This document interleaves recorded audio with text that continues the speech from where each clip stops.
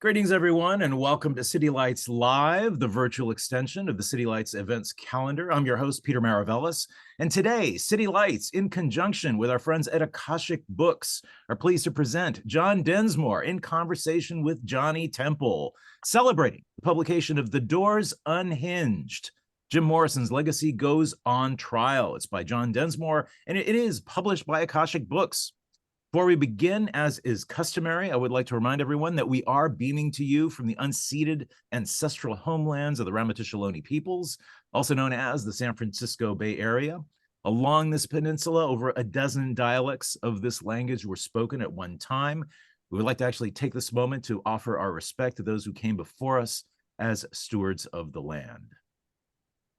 In The Doors Unhinged, Jim Morrison's legacy goes on trial. The New York Times bestselling author and legendary Doors drummer John Densmore takes a deep dive into a dynamic that not only exists in the music trade, but can be found prevalent in society at large. That is to say, a kind of a greed that propels us towards the accumulation of more and more wealth, even at the expense of our principles, our friendships, and the well-being of society. This is a powerful account of the legal battle to control the Doors' artistic destiny. In it, Densmore looks at the conflict between his bandmates and him as they fought over the right to use the Doors' name, revealing the ways in which this struggle mirrored and reflected a pathology at the core of culture at large. John Densmore is the drummer and founding member of the legendary rock band The Doors, who has sold over 100 million albums worldwide. In 1993, he was inducted into the Rock and Roll Hall of Fame, and since then has earned a Grammy Lifetime Achievement Award and a star on the Hollywood Walk of Fame. In addition to his two books, the best-selling Riders on the Storm, My Life with Jim Morrison, and The Doors and the Seekers, Meetings with Remarkable Musicians, his writing has also been featured in such places as the New York Times, Rolling Stone, The Guardian, and many others. He makes his home in Los Angeles. Also joining us today in conversation is none other than Johnny Temple, the publisher and editor-in-chief at Akashic Books, an award-winning Brooklyn-based indie book publisher dedicated to publishing urban literary fiction and political nonfiction. He also plays bass in the band Girls Against Boys and has contributed articles and political essays to various publications, including The Nation, Publishers Weekly, AltNet, Poets and Writers, and much, much more. He is also the chair of the Brooklyn Literary Council. Really great to have you both with us. Before we begin, I would like to let everyone in the audience know we're going to be posting links with which you may purchase copies of The Doors Unhinged. So without much more ado, John Densmore, Johnny Temple, welcome to City Lights. Yeah. Right. Wait a minute. I should do a drum roll. Fantastic. City Lights. I'm very happy to be here. You know, the beat poets were our teachers, the Doors teachers. We idolized all these guys. In fact, I remember we were rehearsing, and on a break, Jim and I, Morrison, walked down to the Venice West Cafe for a little Java, just because we knew Allen Ginsberg had read there, you know, many years previous. And yeah, I'm real happy to be here. And I like that you acknowledged the First Peoples, Peter, because I was born in LA and my mom was born here in 1904. But I always make the point to say we're not native. The Tongva Chumash were the First Peoples, so respect to that. Now, I'm going to do respect to Lawrence Ferlinghetti by reading one of his poems, and then Johnny and I will get into how the Doors got knocked off their hinges and then put back on. Okay, ready? Ready to go. All right. This is called The World is a Beautiful Place. Okay? The world is a beautiful place to be born into. If you don't mind happiness not always being so very much fun, if you don't mind a touch of hell now and then, just when everything is fine, because even in heaven, they don't sing all the time. The world's a beautiful place to be born into. If you don't mind some people dying all the time, or maybe starving some of the time, which isn't half so bad if it isn't you. The world's a beautiful place to be born into if you don't mind a few dead minds in the higher places, or a bomb or two now and then, and your upturned faces, or such other improprieties as our name brand society is prey to with its men of distinction and its men of extinction and priests and other patrolmen and various segregations and congressional investigations and other constipations that our fool flesh is heir to.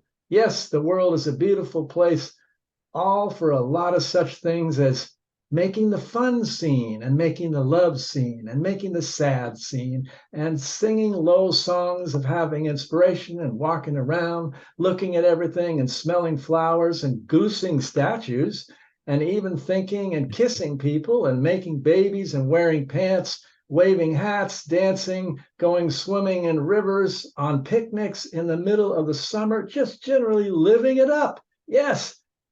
But then right in the middle of it comes the smiling mortician. Thank you, Lawrence. Pretty great, huh? Yikes, my face got real big. Okay. So the Doors, originally, we had practiced our instruments, and Jim had read every book on the planet before we got together for many years. So when we got together, we rehearsed about a year and a half. And then we got club gigs, house band at the Whiskey. And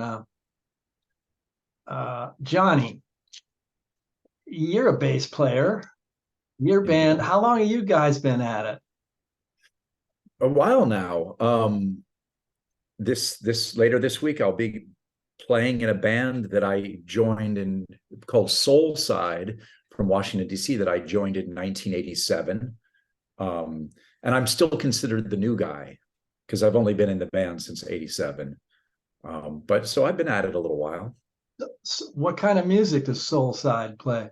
It came out of the Washington, D.C. punk rock scene. And it doesn't sound exactly like what maybe people think of when they think of punk rock. It's a little more rhythm oriented. A lot of the bands I've been in have been sort of rock bands, but where most bands sort of focus on melody. You know, obviously we have melody as well, but always strong rhythms. Soul Side, I thought of R&B, but you know, punk is everywhere. A punk soul band. So we got a record deal from playing as the house band at the Whiskey, and I hope that it would pay the rent for 10 years. And as you can see, my hair's gray or white now, and I'm still talking about this fucking band, which I love and I'm proud of. I got a phone call. Excuse me. Fuck. Can you mute that, Peter? It's live TV. We're not hearing it, fortunately. Oh, you're not hearing it. It's fine. It's fine.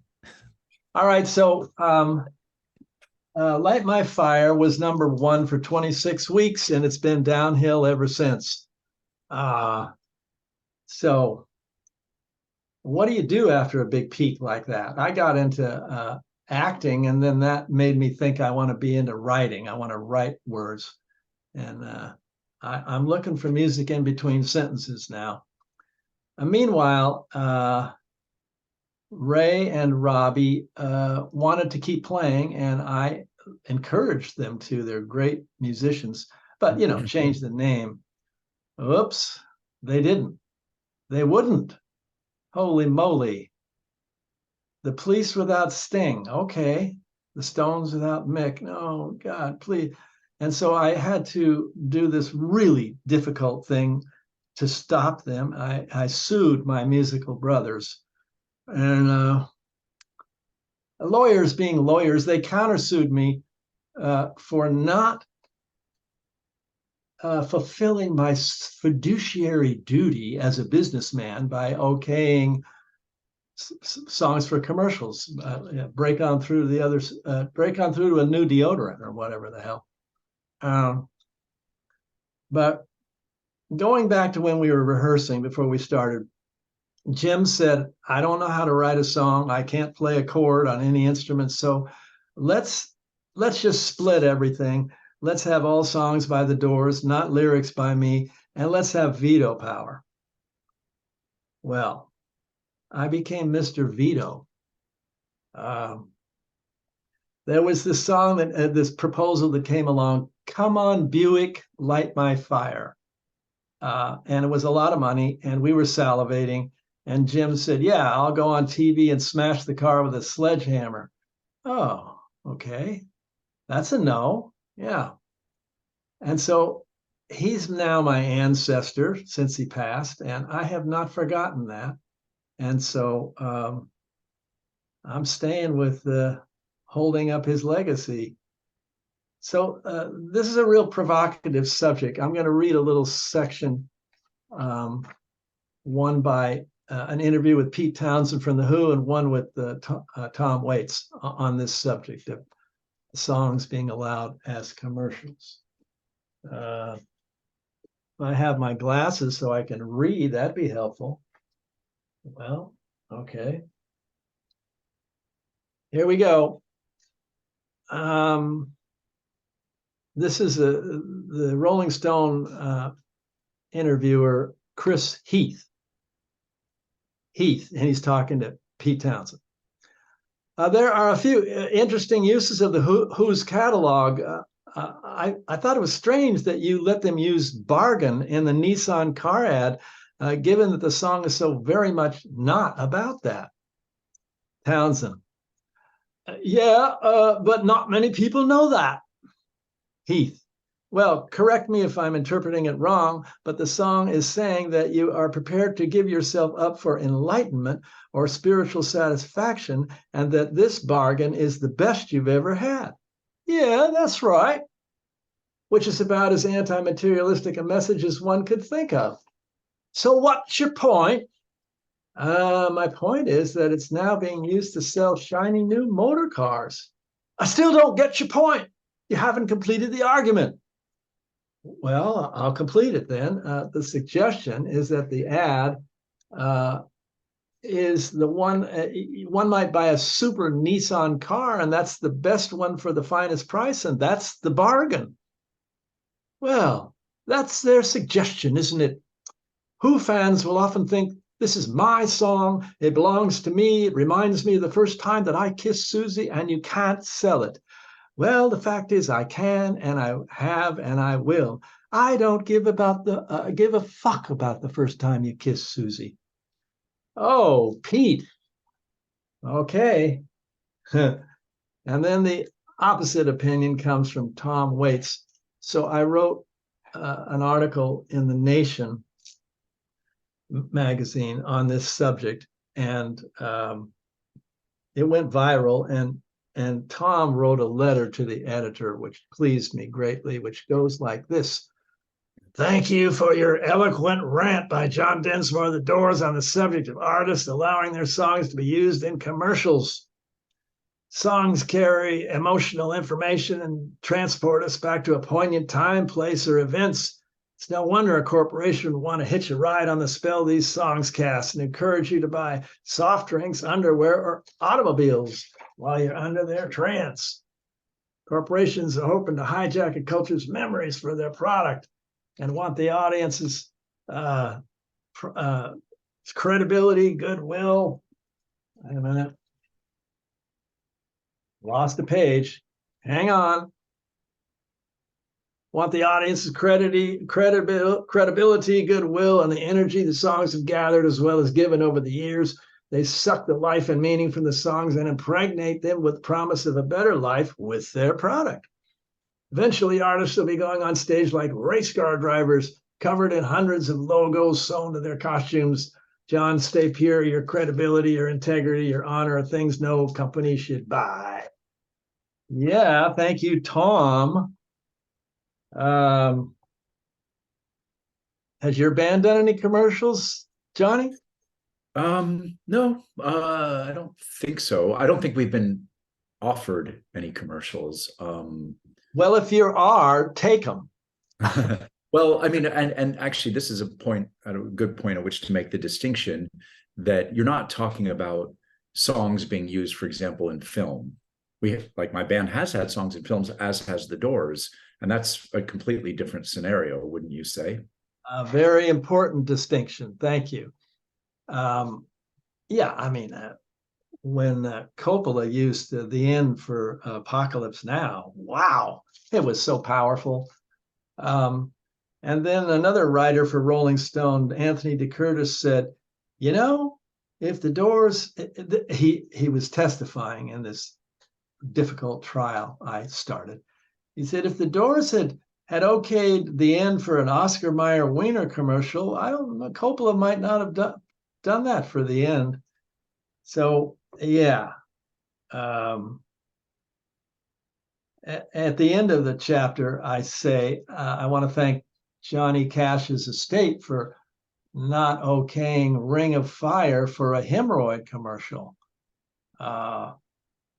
It made Johnny's sphincter burning rest in peace. You know, our situation is different. If you're a young band trying to pay the rent, do it. But we did so well, and Jim was adamantly against this. So, I mean, Robbie wrote Love Me Two Times because I'm going away. He was thinking of someone having to go to Vietnam, not Love Me Two Times because I just took Viagra. But do you have any thoughts on what shaped? I'm curious both about what shaped Jim's. Why was Jim so against using? I mean, I understand why an artist wouldn't want their music used in an advertisement, but both Jim specifically, and then I'm also curious, John, what shaped your own perspectives about wealth and social justice? Were you raised in a politically progressive household? Was Jim raised in a politically progressive household? Jim was not, nor was I. I mean, Jim's dad was an admiral in the Navy, commanding battleships in the Gulf of Tonkin during Vietnam War, and we wrote a song against that war. But I always used to say the reason the Doors are so popular is the drumming, but really it's Jim's ability to help each generation cut their umbilical cord. And so he said his parents were deceased in his original bio, which they were not. And you know, my dad told me to cut my hair and go back to college, and here I am wearing a revolutionary Cuban T-shirt. So we've changed, we evolve, you learn stuff and change your opinions. So, I mean, do you think was it books and music? Like, yeah. What changed your opinions? Yeah, most definitely. And Jim, boy, was he a revolutionary. When we got successful, we were all buying a house and a couple of groovy cars, and Jim just stayed at the Alta Cienega Motel in West Hollywood.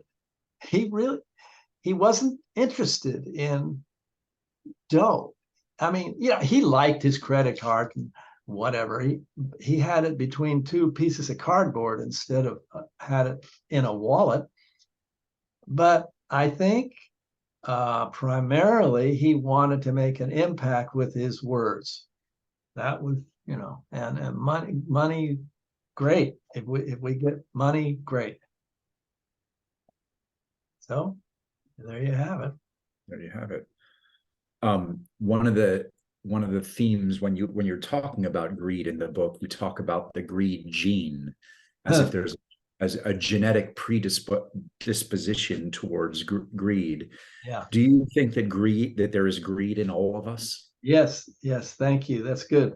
That segues into this piece I wrote in The Nation, where I wrote about how I had read that John Lennon in the 80s started tithing old tradition of giving 10% charity to churches. And I started doing that. I mean, granted, he and I probably were giving two more radical, progressive charities than whatever traditional.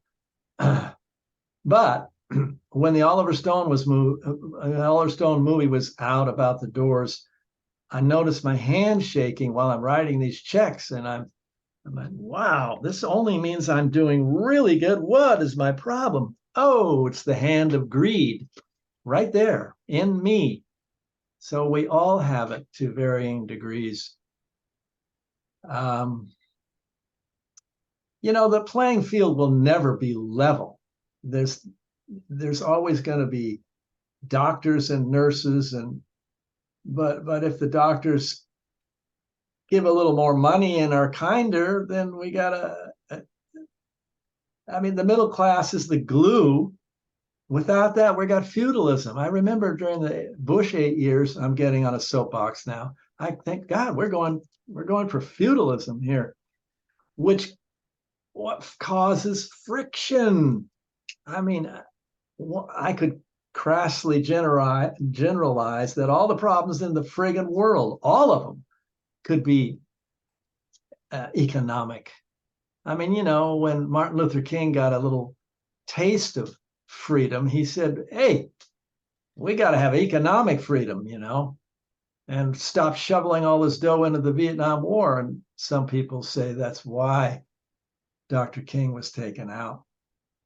But I'm way on the soapbox now. I tell you what, I want to read a section that it's about on the weekend in between the trial. I reflected back to one of my mentors, Elvin Jones, who was John Coltrane's drummer. And like the Beats were our mentors, it's always good to get fed by people who turn you on artistically.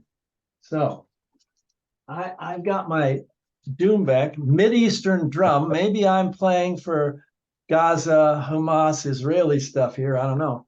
But I'm using brushes on the Doumbek, so that's real weird, but it works. All right. And this is kind of like what the Beats did, bongo drums and poetry. That sound okay? Yeah. My mentor, Elvin Jones, my main man, the polyrhythmic jazz machine behind John Coltrane, broke on through to the other side on May 18th, 2004.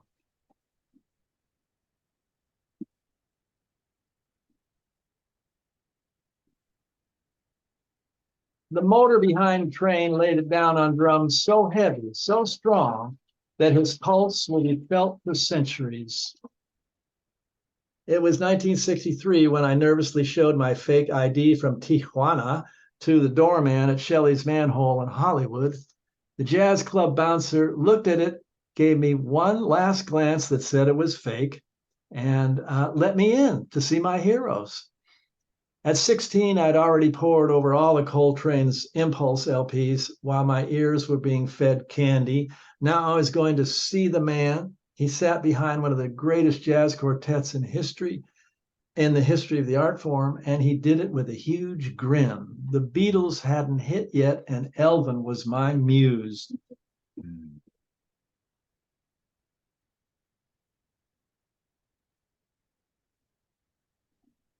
Between sets at the Manhole, I went back to the bathroom, not because I had to relieve myself, but it was right next to the dressing room, and I could hear the voices of the musicians, and it sounded like they were going to the stage. So I quickly turned around, and I was washing my hands, and I stopped, and I tried to get the door open, and my hands were wet. I could hear the musicians going by. I couldn't get the door open. Wiping my hands on my pants, I used both of them to turn the knob. When the door opened, John Coltrane was staring at me. Oh, wow. My reverence told me to chill. I quickly shunned eye contact. I motioned that the head was free, but train was going to the stage. I noticed everyone sort of quieted down when he passed. Oh, wow. Elvin Jones. I looked at his face and he smiled at me.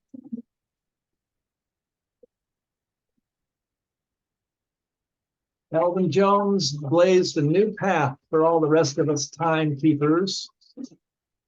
He was the first to free up the job of clockwork, improvising continually.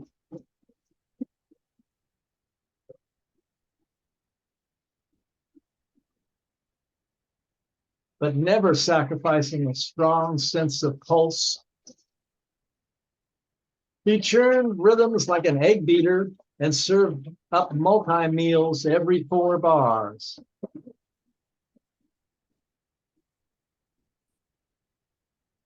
Sounded like he was going to fall into his drum set, but he never did. His constant conversation with Coltrane inspired me to have a musical dialogue with Jim on When the Music's Over. When the music's over.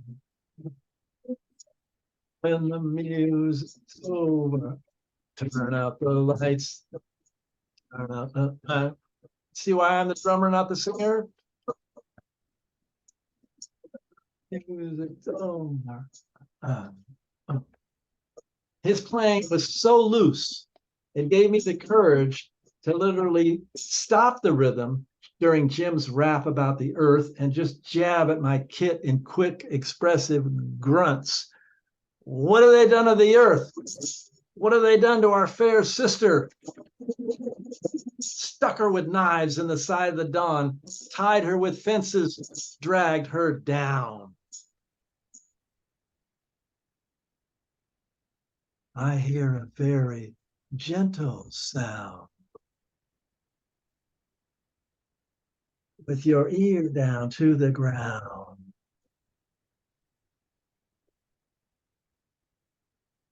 We want the world and we want it. We want the world and we want it. We want the world and we want it now. Okay, come on, everybody. Now. Wow.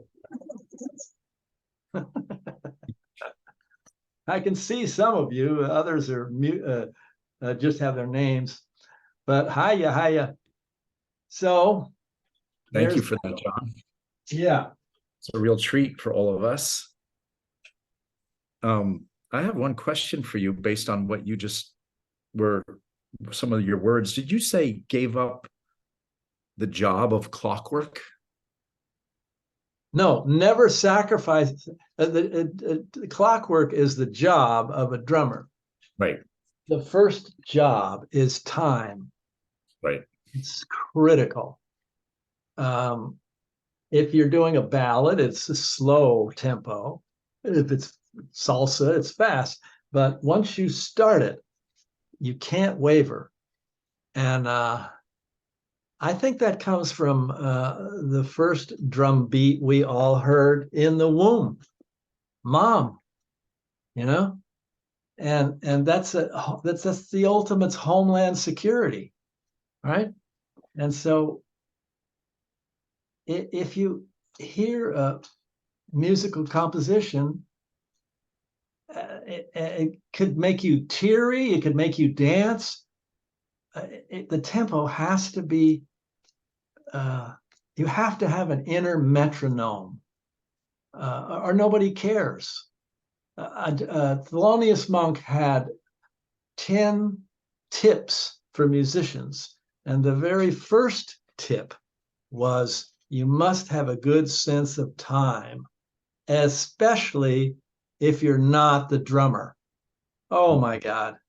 Brilliant. So you could be a sax player with all the technique in the world, but if you don't have that inner pulse, you're not back with the heartbeat. And that's what makes it relate to everybody. It's interesting. I mean, sound is just vibrations, you know. All right, I'm out in the cosmos now, but you know, I'm 90. What am I? At 89, 79. So I can be cosmic. Next question. um, the let's see. Can you name one other Elvin Jones, you in the piece that you just performed? I really love that piece because it's both an homage to him, but you also convey what it is about his playing that Yeah. drew you to him. Who's another, just one more drummer who's been a Sure. sort of a hero or an influence, Yeah. and what was their stamp on your own playing? I saw all the greats. I sat right next to Art Blakey's hi-hat and just scrutinized everything he did. And he was famous for what we call press rolls. It just goes, it almost sounds like sandpaper. And I learned that quickly. And I put it in 5-1. What other? A couple other Doors songs. I mean, no, I didn't put it in just to show off. It felt correct. Trying to think of this song. Wild Child, Full of Grace, Savior of the Human Race. I kept doing these press rolls. I don't know why. Musically, you know, I always, it's the melody that kind of tells me how to drum. I don't know. That sounds kind of abstract, but I'm an accompanist. That's my thing. I'm not a solo drummer. You know, Ginger Baker, amazing solo drummer, but my thing is to enhance and amplify whoever I am supporting musically. And if it's a group of musicians, your ear will figure out. Yeah. You'll be obviously listening to all the musicians, but there might be one in particular that you're sort of honing in on. Yeah. And I took piano as an 8-year-old, loved it, and then got to junior high where they didn't have piano in the band or orchestra, so I had to choose another instrument, and I had braces on my teeth. I wanted to play clarinet, but the dentist said, no, that's going to push your teeth out. We're trying to push them back. So I chose drums. And I had to play timpani in the orchestra, classical compositions, and the marching band. It was not cool to wear those uniforms. This was pre-Drumline movie, and but I don't know, something about the ensemble, whether it's a couple people or 40 people. I just loved it. I loved the power of it, and I think it fed me and taught me a lot. Like I think my drumming is. I'm not the fastest. Dynamics. That's me. Dynamics. So I'll do something really soft and something really big, and then you have the contrast, and that gives it power. Are there any drummers that you love who play? And I'll say rock drummers who you love. It doesn't Sure. have to be a rock drummer, but who play a completely different style than you, Yeah. where you're not trying to be influenced by them, and yet you love how they play. Well, I thought of one who I am influenced by and have stolen from, Mitch Mitchell. He's a Hendrix drummer. Oh my God, his hands, oh, incredible fills, so musical and melodic.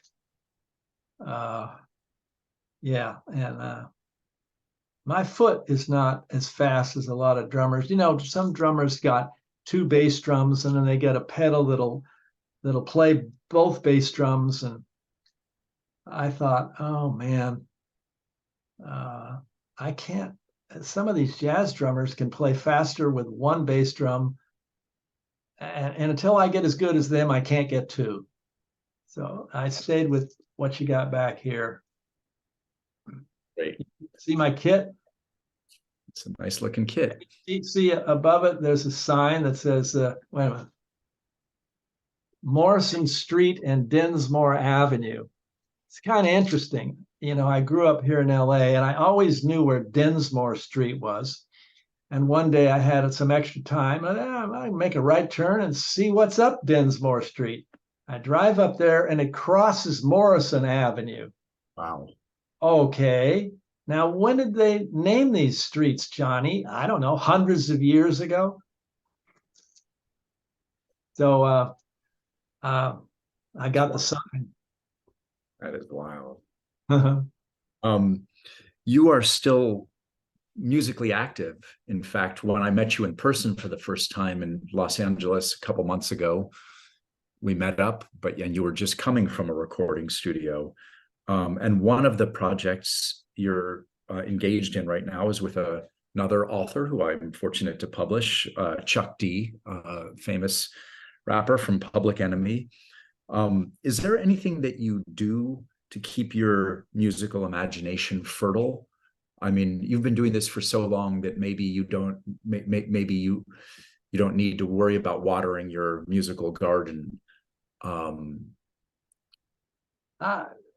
Things fall in my lap. I mean, I got into writing and I thought I can do this in the middle of the night, not depending on other musicians.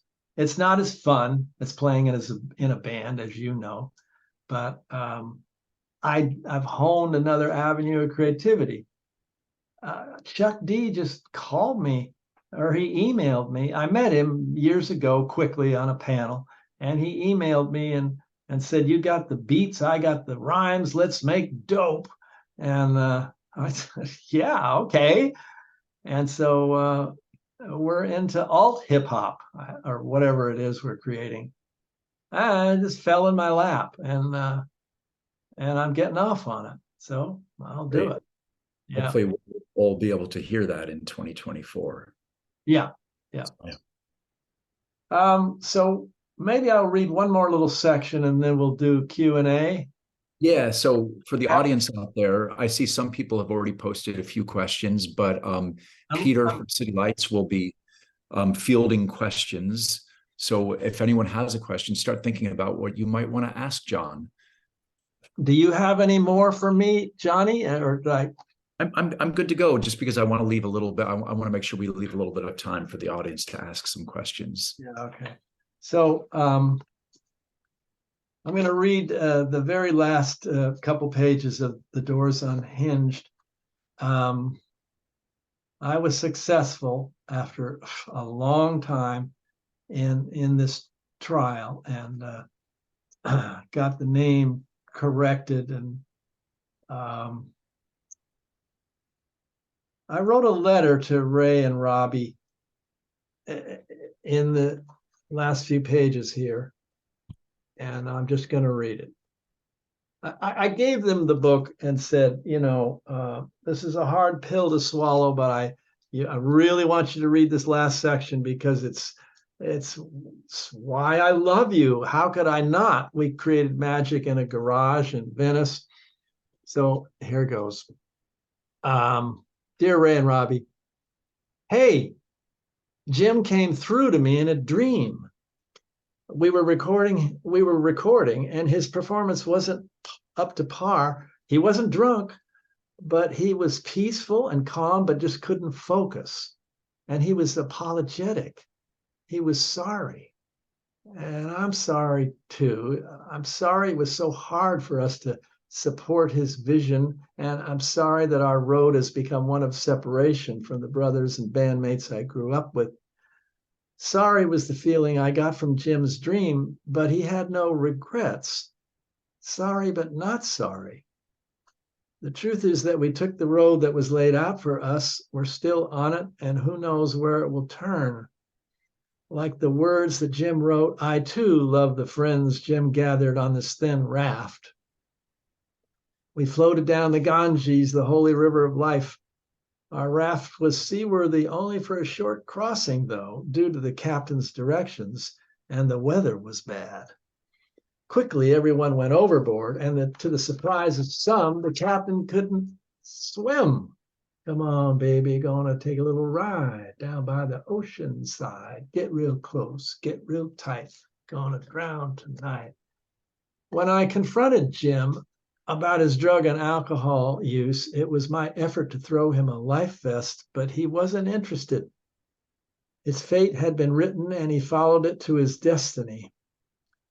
The destiny of us three remaining sailors isn't finished. Now, too.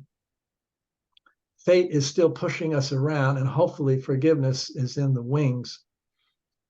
I want to stop. When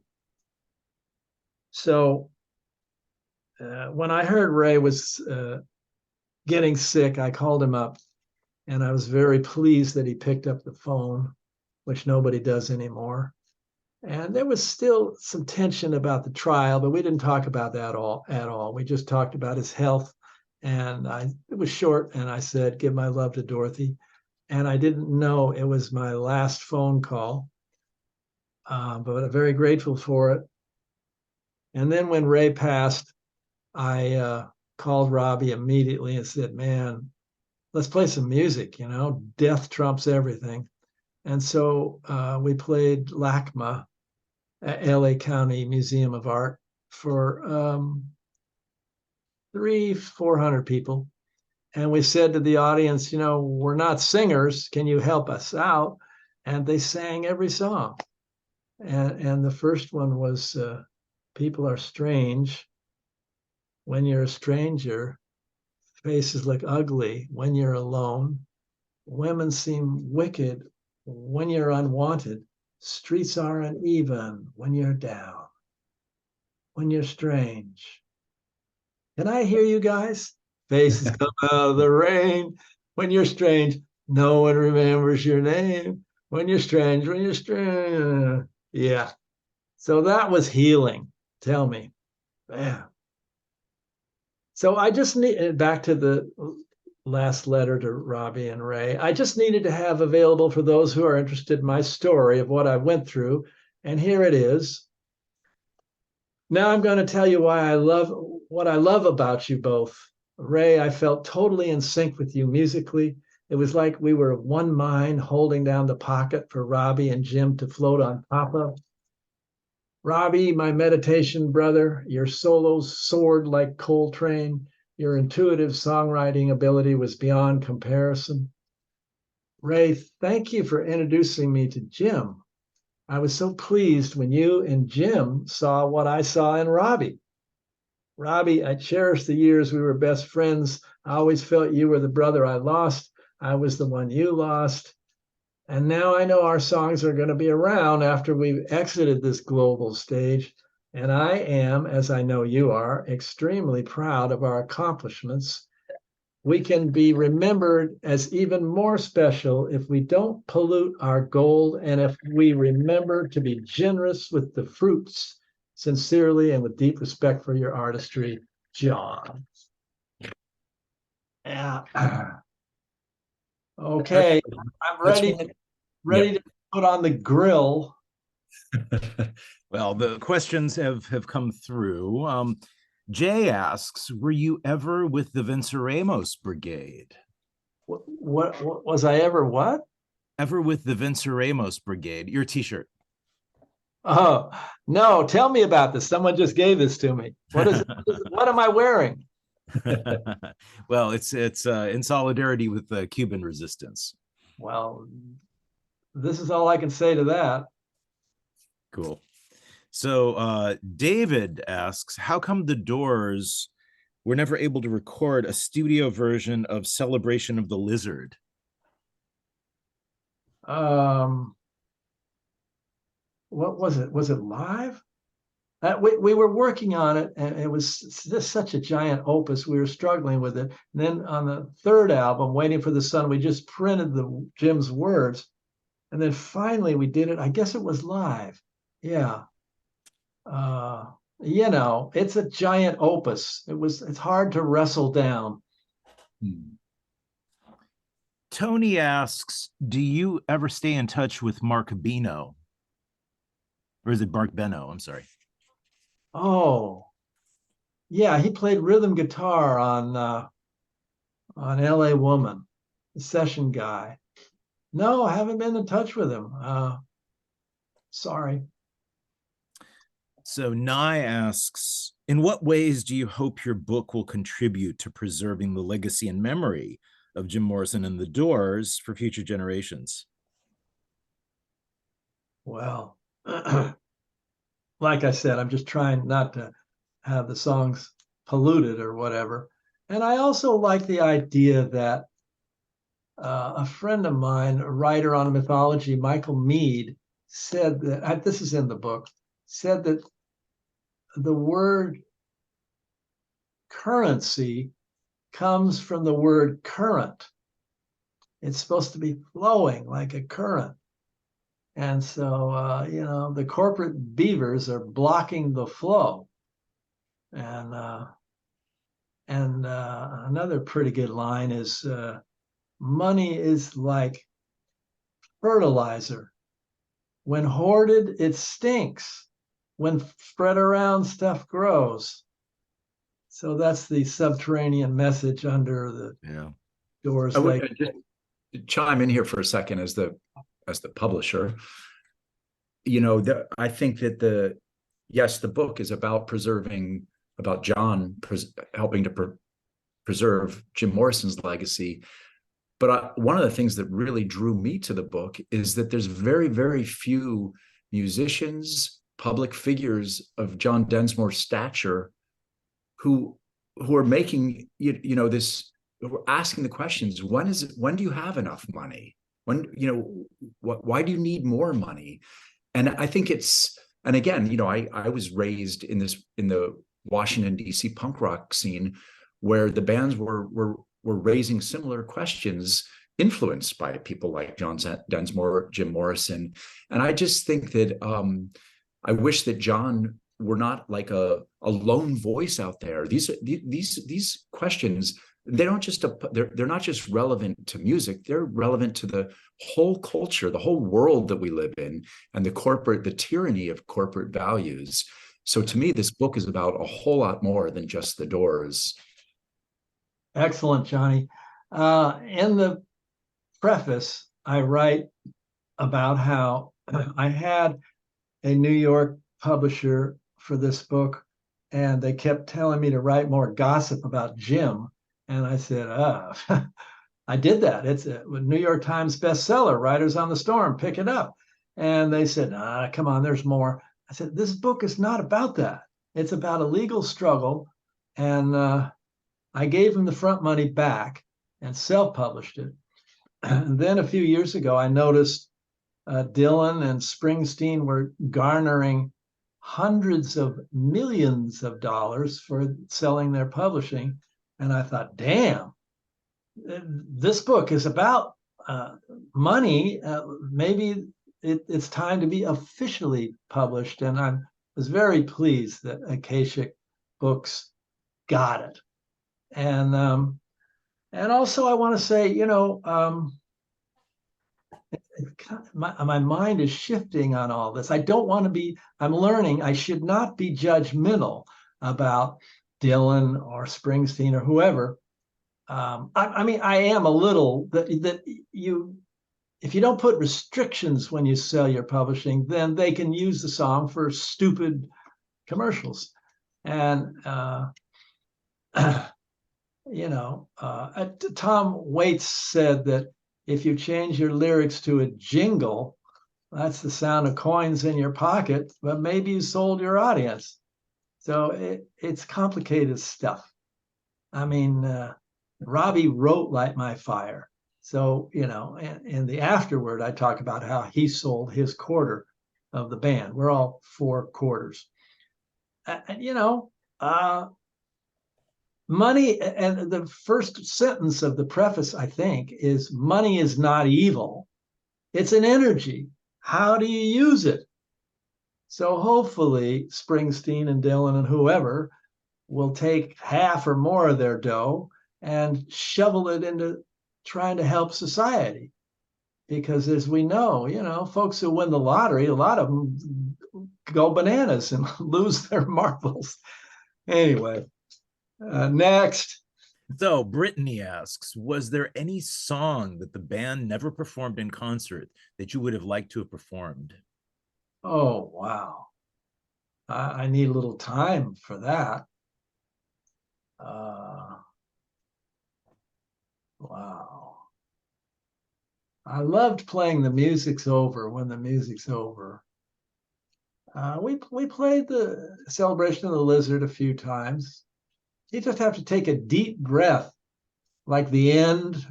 These are all epic. They're like 10, 15 minutes of really deep stuff. You just have to take a deep breath before you go down that road. And then we'd play Light My Fire and everybody'd be dancing, which is great fun. And then our encore would be the end.